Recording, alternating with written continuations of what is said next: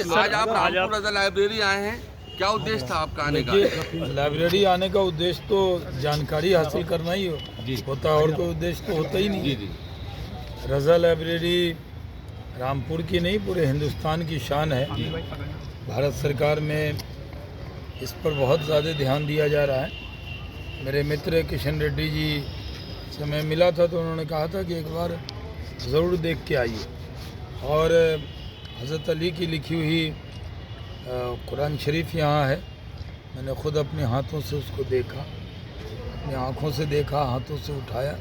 ये मेरे लिए बहुत ग्रेट ऑनर है कि मैं आकर उन्हीं के इमाम अली के हाथ की लिखी हुई वो कुरान शरीफ देखी। मैं उसी ख़ानदान से निस्बत रखता हूँ तो और भी फ़ख्र होता है। दूसरा, रामपुर बदल रहा है, रामपुर तरक्की के रास्ते पर है। मोदी जी का, योगी जी का ख़ास ध्यान रामपुर पे है। सक्सेना साहब जब से जीते हैं तो दिन रात रामपुर कैसे आगे बढ़े उस कोशिश में लगे। तो मैं भी आज, ऐसे तो मैं, हमारे मित्र हैं अफशान खान साहब, उनके वालिद का तीजा था, अभी इंतकाल हुआ था तो मैं उसमें आया था। लेकिन साथ में मेरे मन में था कि जब भी मैं जाऊंगा रामपुर तो यहाँ रज़ा लाइब्रेरी ज़रूर देख कर आऊँगा। तो ये देखने का मौका मिला। मंगोल इतिहास है, उसकी पुस्तक प्रधानमंत्री जी ने दी है जाके मंगोल शासक को। और यहाँ की जो कुरान शरीफ है उसकी कॉपी, और एक जो रामायण उसकी कॉपी ईरान भी ले गए थे। तो कितना महत्व है रामपुर का। जो भी पढ़े लिखे लोग हैं, मैं उर्दू और फ़ारसी दोनों पढ़ा हुआ हूँ, तो मुझे देखने में और आसानी हुई है। तो मुझे बहुत यहाँ आकर खुशी हुई। आज पार्लियामेंट का चुनाव आप करीब है, तो क्या पश्चिम यूपी के अंदर लोग अपनी ज़मीन तलाशेंगे? तो क्या ये माना जाए कि शहनवाज हुसैन साहब भी रामपुर में कुछ आने वाले समय में? मैं तो भागलपुर से 14 में बहुत सिर्फ 8 ही हज़ार वोट से रह गया था। दिन रात भागलपुर में लगा हूँ। और ज़मीन तलाशने के लिए नेता बीजेपी में अब नहीं होते। पार्टी तय करती है किसकी कहाँ ज़मीन है, और सारी ज़मीन पार्टी की है।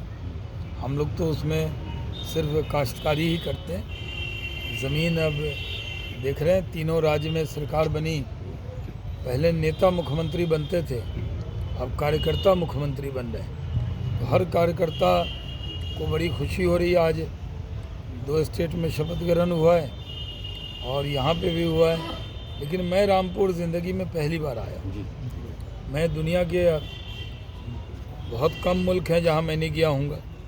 सिविल एविएशन ही मिनिस्टर रहा हूँ, जहाज़ का ही काम था, तो बहुत जगह गया वाजपेयी जी के वक्त में।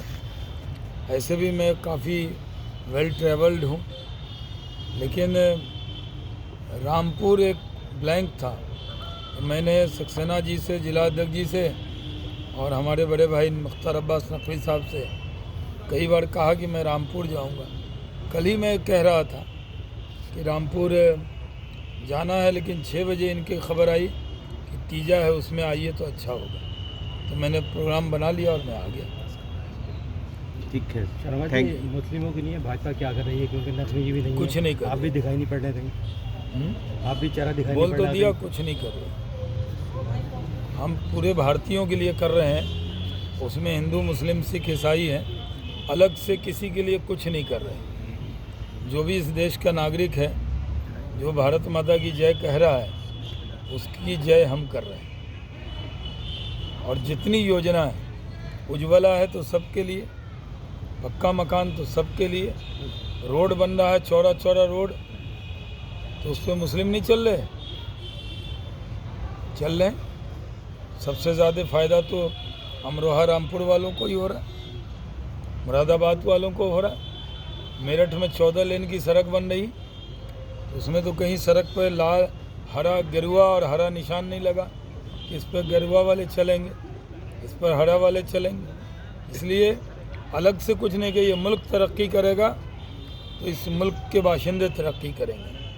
ये जो पहले ज़माना था कि सिर्फ मुसलमानों को के लिए कुछ काम हुआ नहीं आज तक, सिर्फ उनको बेवकूफ़ बनाया जाता था अलग से कुछ करने का। मुल्क तरक्की करेगा, हिंदू मुसलमान सिख ईसाई सारे तरक्की करेंगे। 20 तारीख से कांग्रेस की जो है यूपी जोड़ो यात्रा चालू रही है, सोनिया गांधी मौजूद रहेंगी।